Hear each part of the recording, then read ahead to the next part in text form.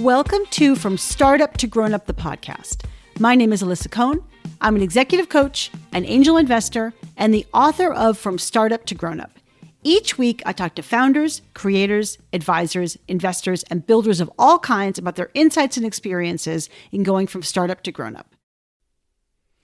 Okay, today I have a super exciting guest on the podcast, and this one is a little different from my usual discussions. Today, Dr. Peter Attia is joining me. Peter Attia is the founder of Early Medical, a medical practice that applies the principles of Medicine 3.0 to patients with the goal of lengthening their lifespan and simultaneously improving their health span. He is the host of The Drive, one of the most popular podcasts covering the topics of health and medicine. And he's the author of a new book, Outlive, The Science and Art of Longevity, which covers a treasure trove of topics specifically related to increasing lifespan and health span. So now, why would I have Peter on the show? Because my show is about helping founders and all leaders grow. And as I say all the time, the first person you lead every day is yourself. And your health is the foundation on which everything else you do rests. So you need to be conscious of how you're maintaining your health so you can flourish in the rest of your life. Our discussion was filled with wonderful nuggets. Peter talks about his framework for lifespan and health span that will help you put this into context and manageable categories for yourself. He also covers my favorite concept of his, the centenarian decathlon. We talk about what that is, why it should matter to you, and what you should do yourself to train for your own centenarian decathlon. Peter and I also do a case study. We talk about a founder or a leader, sort of a typical founder or leader, and how he would guide them if he met them on a plane and they started talking. I would just say personally that Dr. Peter Attia's work has been transformational for me, and it's changed a lot of how I think and, more importantly, what I do as it relates to my own fitness and my own nutrition. So I'd absolutely encourage you to check out his work. And I certainly know you're going to get a ton out of this conversation that we have on my podcast. So please enjoy this wonderful conversation with Dr. Peter Attia. Peter, welcome to the show. I'm so excited to have you. Well, thank you so much for having me, Alisa. I'm thrilled. And I guess first, Peter, I want to ask you a question. If people ask you the question, what do you do for a living? How do you answer that? Depends where I am and how much or how little I want to talk about it. So in all honesty, as much as it sounds like a bit of a jerk move, if I'm in the company of strangers, I figure out a way to not talk about what I do. What if you were trying to talk about what you do? What if you were trying to describe kind of the totality of what you do? How would you answer? I would say that I'm a physician who's really interested in prevention in a meaningful way. And I would try not to use the L word very much. Although eventually all roads would sort of lead to that word. I'm going to use the L word. I'm assuming you mean longevity. Yes. How can you stay away from longevity? Are people allergic to that? Yeah, no, I am allergic to that word actually, because I think it comes with such connotations of snake oil and charlatans and nonsense, and probably rightfully so. I do think, and I try to write about in the book, that look, there's a really thoughtful way to engage with that word, and it does have meaning, but it's not bumper sticker meaning. So it's one of those things where if you want to have a serious discussion about it, you can, but if people are just trying to be polite and ask you what you do, then there's no need to really talk about it. Right. Okay, that makes sense. But that all said, you do a lot of different things. And one thing is that you're, I've experienced you as a real thought leader on, I think, a lot of like the forefront of medicine and of science and really science-based tools. And so I'm curious if you could start by just talking about, your thoughts about Medicine 2.0 and moving into Medicine 3.0 as you describe in your wonderful new book, Outlive. So Medicine 2.0 is where we are right now. I do believe we are kind of coming to the end of Medicine 2.0, though, and I won't get into the transition from 1.0 to 2.0, but as I write about in the book, that took a long time. I mean, that was about a 300-year transition. 2.0 to 3.0 will not take that long.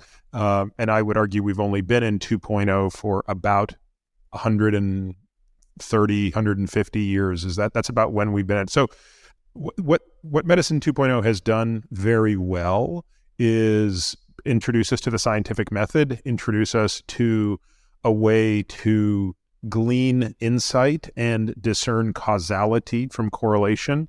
And in particular, this tool, namely the randomized control trial and the statistical methods that have enabled it, have solved a lot of the acute problems that once eradicated our species, right? So all the mainly infectious diseases, but also trauma, anything that sort of results in acute care, Medicine 2.0 has been a remarkable tool. And that's, again, everything from, frankly, infectious diseases that we don't even think of anymore, like smallpox and polio, right up into, things like COVID and HIV, hepatitis C, another enormous victory for Medicine 2.0 in the last decade. What Medicine 2.0 has been largely unsuccessful in doing is treating the chronic diseases that still basically kill us all now. So, if you're living in the developed world and you're not smoking, the probability you're going to die from heart disease, cancer, neurodegenerative disease, and frankly, if you are smoking, all that is true as well. It's just the odds shift a little bit in which one. There's about an 85% chance you're going to die from one of these horsemen of chronic diseases. And truthfully, Medicine 2.0 hasn't done a great job of that. We've extended life a little bit. In other words, we live longer with those diseases, but we certainly don't live longer without them, and demonstrably don't live much better either. That I think that's so true, and I love this show is a lot about founders and entrepreneurs, and in some ways I really see you as like your own entrepreneur and kind of the forefront of thinking through what new advances need to happen to really help people get beyond medicine 2.0. It's kind of how I see it.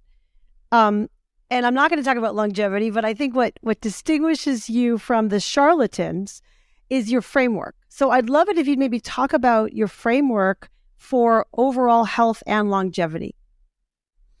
Well, it's funny. I have so many frameworks. That's one thing that it's sort of in my DNA, I think, is I love having a framework for everything. But it starts with just understanding what longevity is, right? Longevity is, you could think of it as kind of the dot product between lifespan and health span. You can think of it as graphically I represent it as a curve that shows lifespan on the x-axis and health span, quality of life, on the y-axis. And so there's a longevity curve. And as we move to the right, i.e. as time increases, our health span declines and we also move closer to our point of no lifespan. So understanding what makes these two things is pretty important, right? So the lifespan thing is generally is easier to understand because it's so binary. It's absolute. You're either alive or you're dead.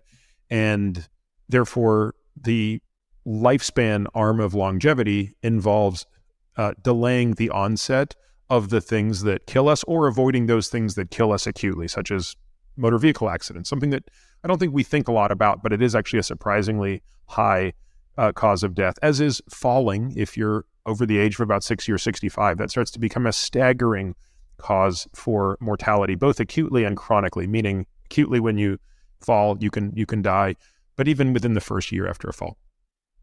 The big ones, of course, however, are atherosclerotic cardiovascular disease, cancer, neurodegenerative disease. These really account for the vast majority of lives lost. On the health span side, we see much less of a relationship to age when it comes to one of the three things that make it up, which is emotional health, but a very strong tie to age with the two others. So cognitive health, physical or like skeletal health, and emotional health are the three things that define health span, and they are obviously not binary. These are quite analog, and they, generally stay pretty robust until you're in your fourth or fifth decade.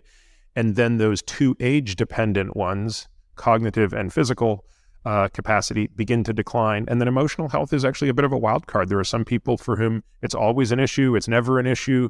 It gets better with age, it gets worse with age. That one's less coupled to age, but no less important in the grand scheme of things. In other words, there's no point living longer if you're miserable. So even if just one thing is out of whack, the whole system kind of falters.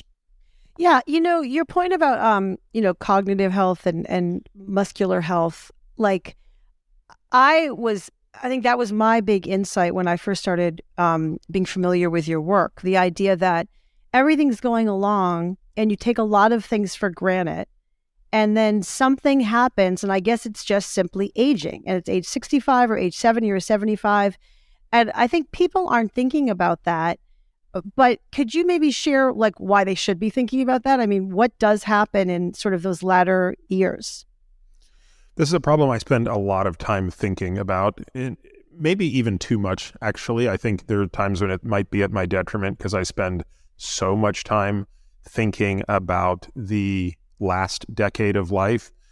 But when you spend a lot of time observing people in the last decade of your life, you realize that what's most debilitating is not that they are at the end of their life. In other words, it's not the knowledge that in 8 years they won't be respiring.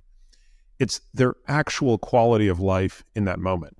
So that last decade of life, we have a term for that. We call it the marginal decade. So that last decade of life, which everyone is going to have a marginal decade. And while you rarely know the day you enter it, you invariably know it when you're in it. What people suffer from most there is usually not the disease, but the symptom. It's the frailty. It's the lower back pain. It's the immobility. It's the lack of stamina. It's the inability to get up off the floor. It's the inability to pick a grandkid up out of a crib. It's the inability to remember what you used to remember or converse if we're talking about something that's marching you along the path towards dementia. But it's really quality of life that is the biggest issue, not length of life. And I don't think, again, going back to medicine 2.0, the current definition of health span is the freedom of time in which you are free from disability and disease. And I find that to be a very unhelpful definition. It's simply too crude, right? I mean, I'm as free from disability and disease today as I was when I was 20. Now I'm 50. But there's no question my health span is compromised relative to where I was 20 years ago, 30 years ago. And it's possible that in 20 years, I will still be as free from disease and disability as I am today. But there's no question I will have less strength, less stamina, probably more aches and pains. And so I just think we need a tighter definition of health span. And that really enables us to have objectives that we pursue in that final decade. And of course, if the final decade is remarkable, everything before it is as well. Yeah. Oh, that's a great point, actually. That's right. If you keep going for that remarkable last decade, by definition, you're going to have remarkable decades and sort of healthy decades leading up to that. And I would just say, Peter, the reason I think got lit up by your work was when you shared this concept of the centenarian decathlon. And I was like, oh, I get that, especially specifically as I regularly put my own suitcase in the overhead compartment of the airplane, like all the time. And the men will always say, oh, can I help you? And I say, no. I train every day for this. Thank you. I got it. So could you maybe share with the listeners what the centenarian decathlon is, maybe and how you came up with that insight? And then I'm going to also ask you how you walk people through clarifying their own sport, their own decathlon. How I came up with it is actually a kind of a confluence of events, one not so sad and one kind of sad, frankly. So it was basically in 2015, I stopped competing in some sport for the first time in my life. So basically, I had always been doing something competitive. And it was swimming or cycling or whatever. But basically in 2015, I just sort of decided I had way too much going on in my life.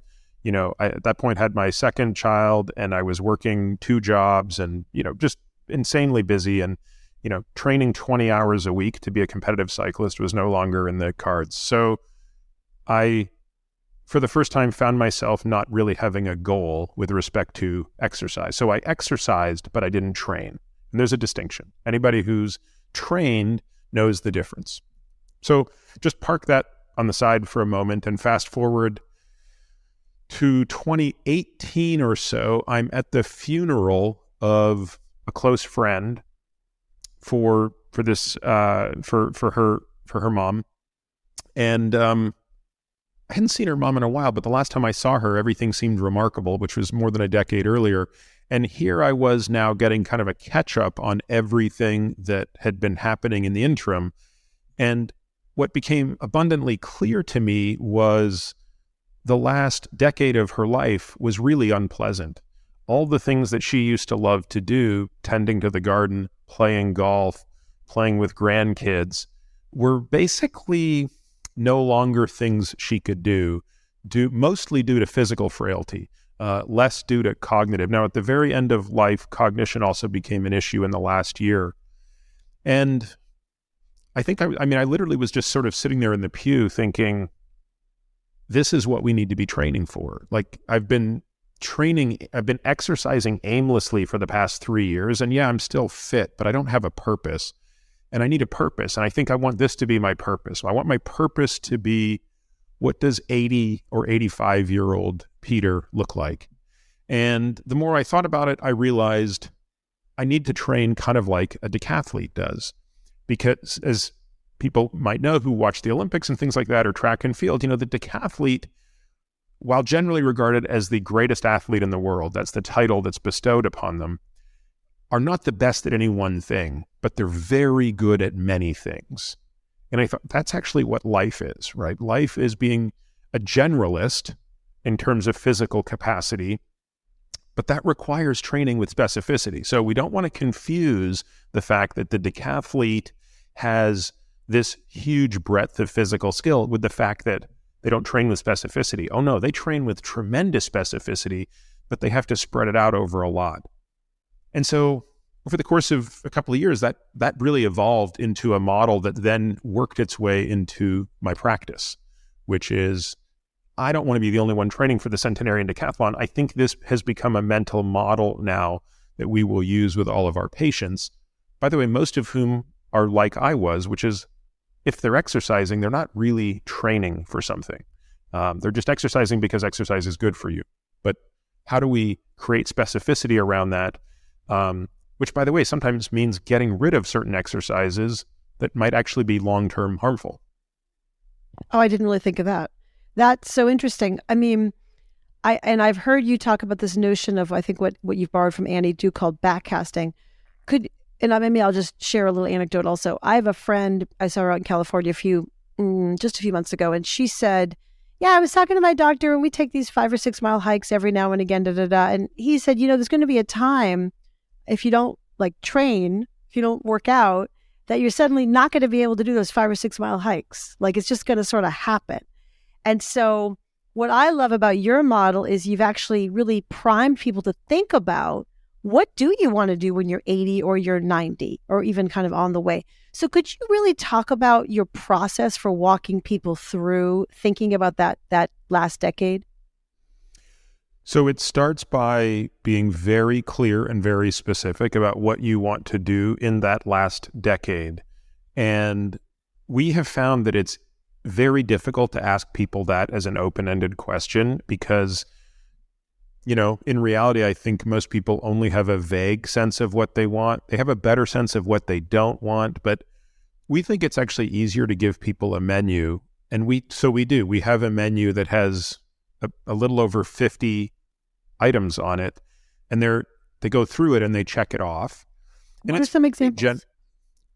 Well, I've mentioned a couple. Do you want to be able to sit on the floor for 30 minutes? Do you want to be able to get up off the floor on your own? Do you want to be able to pick up a child who weighs 30 pounds from the ground? What about a child out of a crib? Do you want to be able to walk 1 mile in an hour, 2 miles in an hour, 3 miles in an hour? Do you want to be able to walk up an incline? Do you want to be able to hike on uneven terrain? Do you want to be able to get out of a swimming pool without steps, i.e. lift yourself up out of the pool? I mean, it goes on and on and on and on. Do you want to be able to open a jar? Do you want to be able to have sex?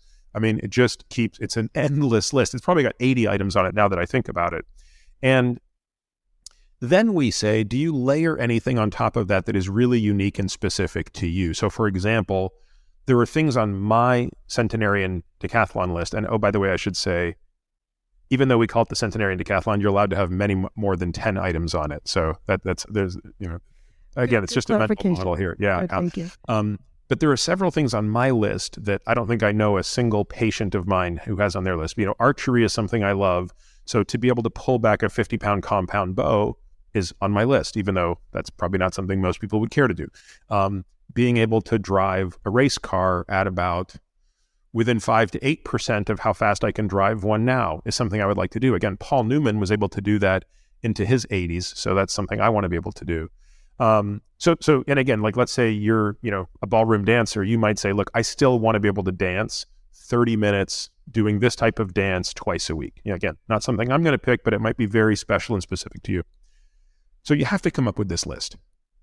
And you have to really scrutinize it. And then you have to sort of are you willing to fight for this? Because I've never met a person who's done this exercise who is nearly fit enough today to do what is going to be necessary to do that tomorrow. So before you go any further, you really push them. Are you sure you want to do that? Are you sure you want to do that? Do you want to dial that back? Do you want to? Nope. Once they've settled in on it, you then say, okay, let's go through what is required to do your list. And let's break it down into its constitutive elements. So, for example, how high a VO2 max do you need to do that hike?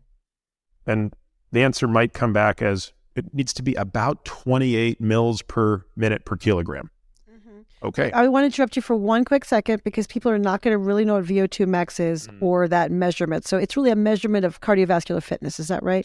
That's right. It's probably the most important measurement we have of peak aerobic capacity. So this is a test anybody can get done. It probably costs a couple $100. You can go to any, the places all over the place will do this test for you. They'll put you on a bike or a treadmill and they'll exercise you to failure and they'll determine this number. And this number, by the way, is more highly correlated with longevity than any other number we have. In fact, it's more highly correlated with longevity than any other factor I can think of, perhaps with the exception of having centenarian relatives if you yourself reach the age of about 60 or 65. But when you think about things like smoking, high blood pressure, diabetes, all those things, this is still more predictive of a good outcome than those are predictive of a bad outcome.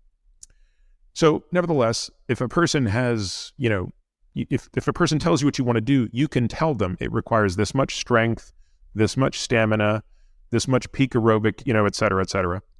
And we also know how much those parameters decline by year or by decade. So if a person is saying, I want to be able to do X, Y, and Z when I'm presumably 85, you have to draw a line in the sand somewhere and assume how old you'll be in that last decade. But let's just say, okay, I'm 85 to 90. This is the backcasting part. You now wind it back and say, well, you're 50 today. Given the rates of decline, you need to be here today if you want to be here tomorrow. Are you? Mm-hmm. Almost without exception, the answer is not even close. So even though you're higher today than what is needed to do those things today, you're nowhere near high enough when you factor in the decline that you're going to experience. And so now we have to begin training you for that. We have to train you to get your glider high enough to fight the inevitable gravitational pull of aging.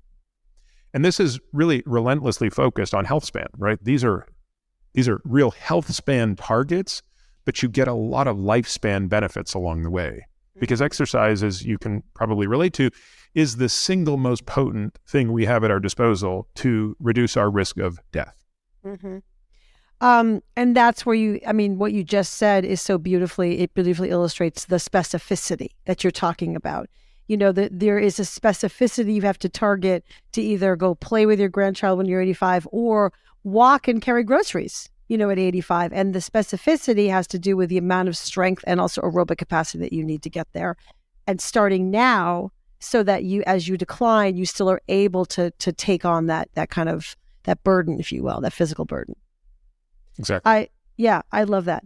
I think that's so inspiring, and I think it's especially important for people at all ages. And I'm talking to you, my listeners, you younger people who aren't realizing that this is important and you're giving away your health and trading health for wealth. So that kind of brings us to the book, this beautiful big book called Outlive. I guess I am certainly wanting to know with all the things that you do, you have your podcast, you have your practice. Why did you decide to write the book?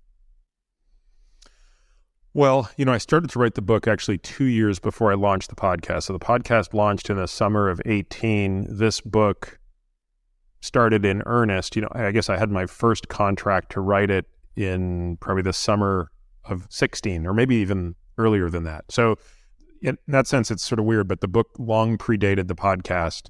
I think if I'm being brutally honest, if I were where the podcast is now, I don't know that I ever would have done this, but I'm glad I did it. In other words, there is something that you can do in a book that you can't do in a podcast. And I think that while writing this book was much harder than I expected, and it basically got written and rewritten 3 times, it is an opportunity to put all in one place a very comprehensive look at how I think about this problem, and in a way that I think can function a little bit more as a both guide to thought and guide to action. And I think you sort of need a bit of both, right? I think, as you probably recall in the book, I kind of rail against the notion of just tactics, right? The tell me what to do, tell me what to do, tell me what to do.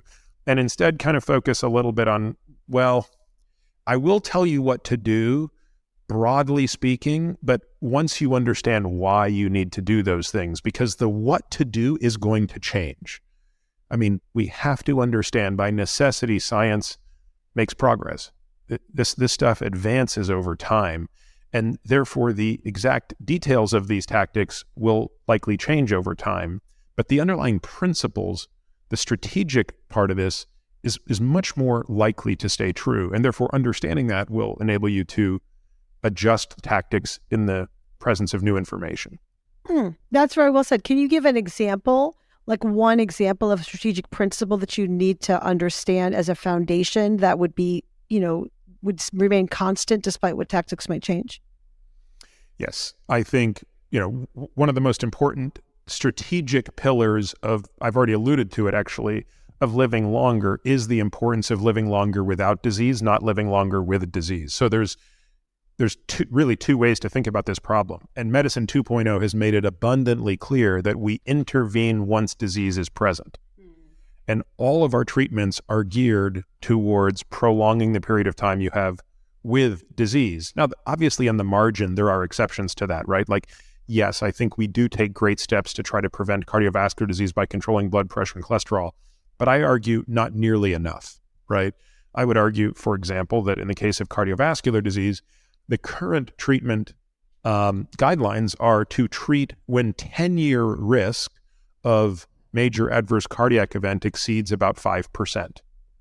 And by the very manner in which these risks are calculated, that basically means you would never treat anybody below 40, outside of the most extreme situation. But given that atherosclerosis begins effectively when we're kids, it means you have to take a much longer view. In fact, there's a completely different view, I would add, which is you don't treat time-based risk horizons, you treat causative risk factors. So again, that's a strategic difference, right? So you don't tell a smoker to wait until their risk of lung cancer is 5% to stop smoking. You tell them to stop smoking the minute they put a cigarette in their mouth, because we know smoking is causally related to cancer. This is a totally different approach. So in the case of atherosclerosis, you lower ApoB regardless of the long-term risk, because ApoB is causal in the development of atherosclerosis. Not that we want to get down that deep rabbit hole, but it sounds like a very subtle distinction, but it's actually not. It's philosophically quite distinct. Oh yeah, I don't think it sounds subtle at all. I think that's exactly right. Your analogy with smoking, I think, is so powerful and exactly right on. And it is a big book. I read it cover to cover. I'm not sure if everyone's going to read it cover to cover immediately. Where do people start? Well, I hope they start with chapter 1, truthfully, because it's laid out in 3 parts, right? Mm-hmm. And the first part is the shortest, but it sets the stage for the frameworks. The frameworks are laid out in part 1. Part two is giving you the background on the adversaries, right? This is where you really get a deep understanding of the horsemen of death. And then the longest part is part three, which is really about the tactics. That's the deep dive on nutrition and exercise, sleep, etc. Yep, I love it. That's great. And then one thing you touch on, and in a very personal way, is something we talked about earlier, emotional health. And you talk in the book very movingly about your own, mental health challenges and kind of what that was like. Many founders, I should just say, founders and entrepreneurs are 30% more likely to experience mental health challenges, anxiety, depression, panic disorders, those kinds of things than their counterparts. So this is a very relevant topic for a lot of people, certainly for entrepreneurs. And I would love it if you wouldn't mind sharing, sort of what it was like to recognize that you had your own emotional health to take care of that, and what that was like and what you did about that. Well, it wasn't pleasant. I think, probably maybe anybody else who's been through these things can relate. I think it's a lot of the times we don't act until we don't have much of a choice. I would say that when I think back to all of the negative things that shaped my life, I don't know that I would change any of them because they've made me who I am, and I'm fully happy to have the good with the bad in who I am today. My only real regret is how long it took to address the challenges and what the collateral damage was in that time period. What would have happened if I could have addressed this 20 years sooner than I did? How many fewer people, how many fewer injuries would have been suffered by others, let alone myself? So I can't beat myself up about that because I think you sort of have to say you're only ready to change when you're ready to change. And that point for some people never comes. I think for some people that point comes relatively easily. And then there's probably someone like me for whom it takes a lot to finally hit whatever your rock bottom is going to be. Anyway, I'm just glad it happened in the first half of my life. Yeah, I hear you. So, some of us have to get hit over the head, I think, for sure. What advice do you have for other people, just as they kind of hear the knocking and then maybe the more insistent knocking, before they get hit over the head? Do you have advice for people about how to think about their own emotional health challenges and how to focus on them? Such an important question. Yeah, it's such an important question. And it's really something that I spend a lot of time talking about this with patients because, we do care about our patients completely, right? It's not just how long you're living and what your VO2 max is and how low your lipids are, but for our patients in whom we sense or who are willing to share with us that their relationships are in tatters or that they're, struggling with addictions or things like that. The only thing I can sort of say is if you're not in some form, if you're not kind of in peace right now, why would you want to stretch this out? Right. And I think ultimately for me, that argument made sense.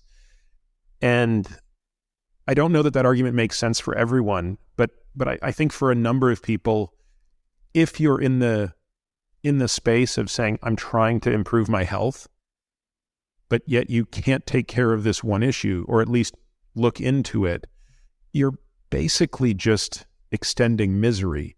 And that on first principles just doesn't seem like a great idea. But again, I want to be thoughtful about it and realize that doesn't necessarily mean the same to everybody. And for many people, it's very hard to get to the point where you say you need help and or help is possible. A change is possible. I also think that's a big obstacle.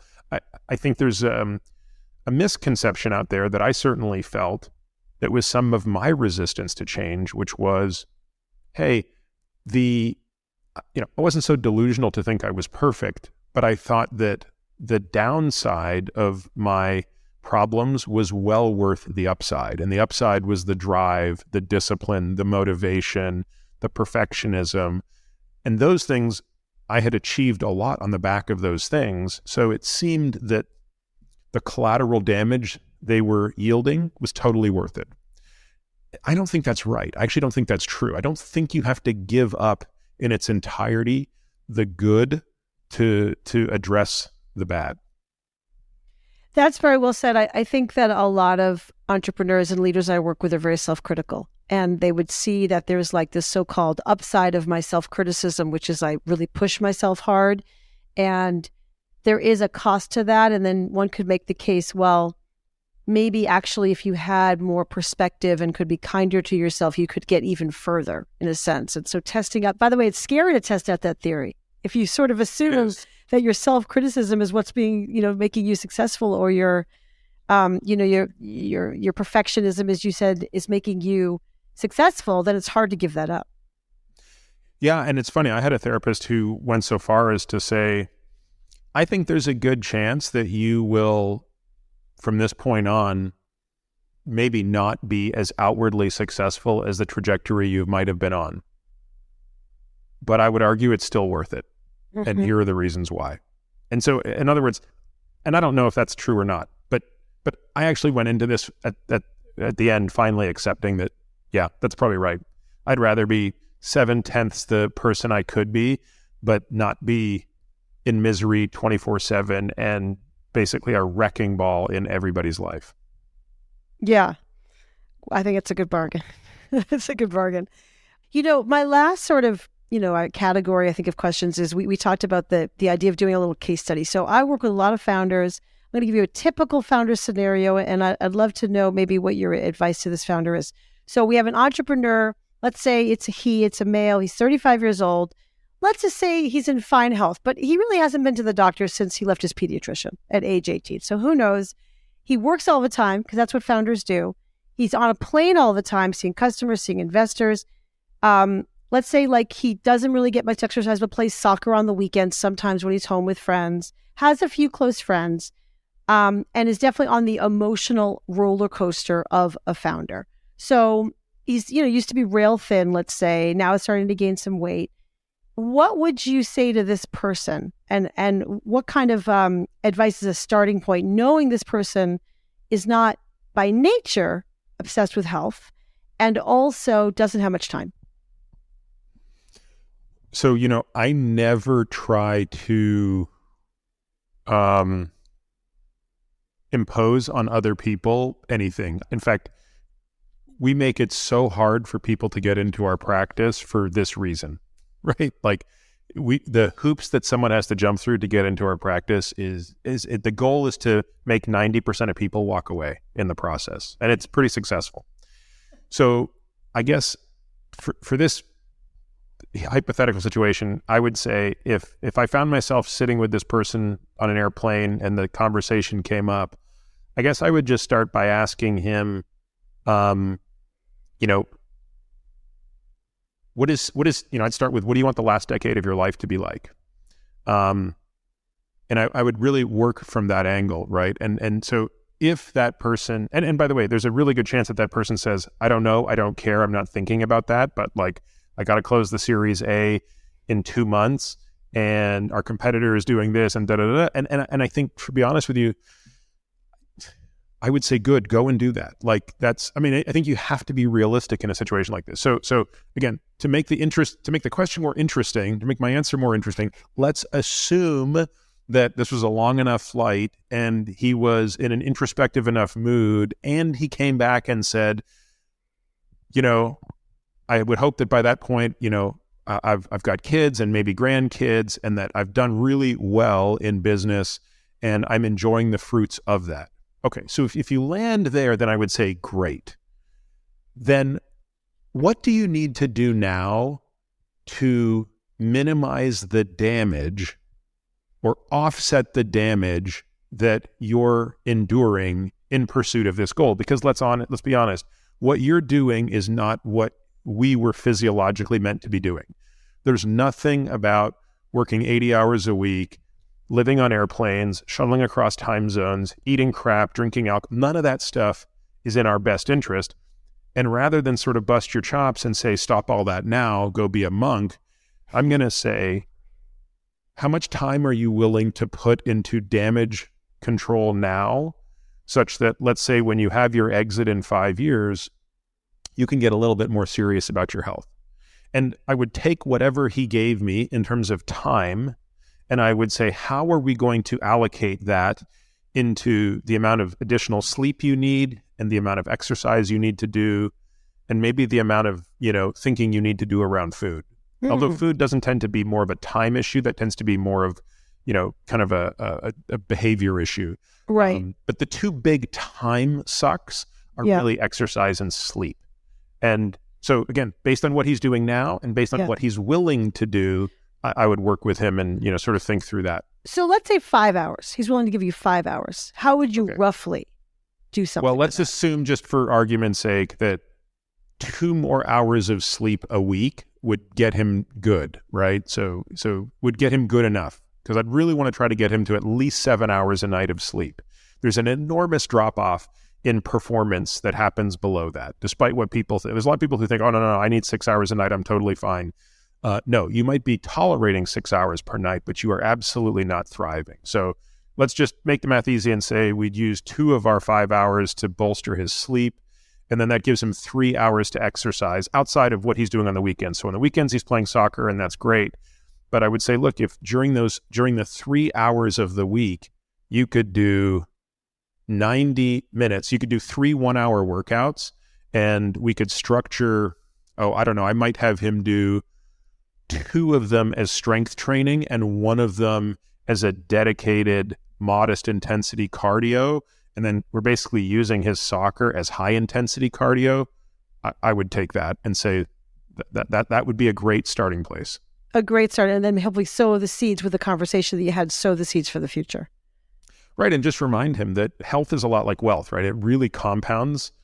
So it's hard to make exceptional gains quickly. In that sense, it's not like having a startup. And by the way, when you have an enormous uptick in value of a startup, it's still compounded. You just didn't see it, right? I mean, the IPO happens on one day, and that's the generational wealth you might generate. But the reality of it is you still had to build that thing day after day after day over whatever period of time. So health requires the same thing. Now, just like you can lose all of your wealth in a day, you can lose all of your health in a day.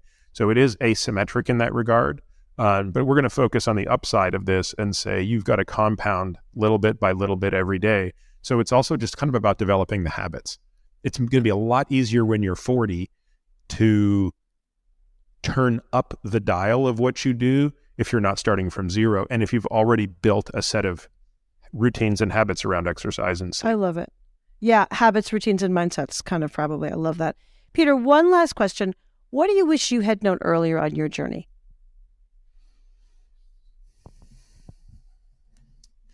Well, I mean, look, I think for me personally, it's very hard to think of anything outside of kind of some of the emotional health stuff when it comes to that. I think that's, if I could go back and change anything, that's probably what I would do, is sort of figure out a way to have dealt with these issues much sooner in life and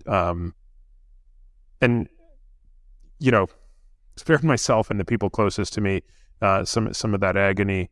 That's probably the thing I would have done the most. Yeah, I appreciate that. Peter, thank you for being with me today. I want to tell everybody you should pick up this book, Outlive. It's fantastic. Check out Peter's podcast. It's called The Drive. It's fantastic. Peter, you really affected my life very personally, and I just want you to know I really appreciate it, and I appreciate you being here today. Alisa, thank you very much. I really appreciate it, and thank you for the kind words. Thanks for listening to From Startup to Grown Up. If you like what you heard, give it a review on Apple Podcasts so other people can find it. And if you know of a founder or someone else who is meant to be on this podcast, drop me a line through my website, alisacohn.com.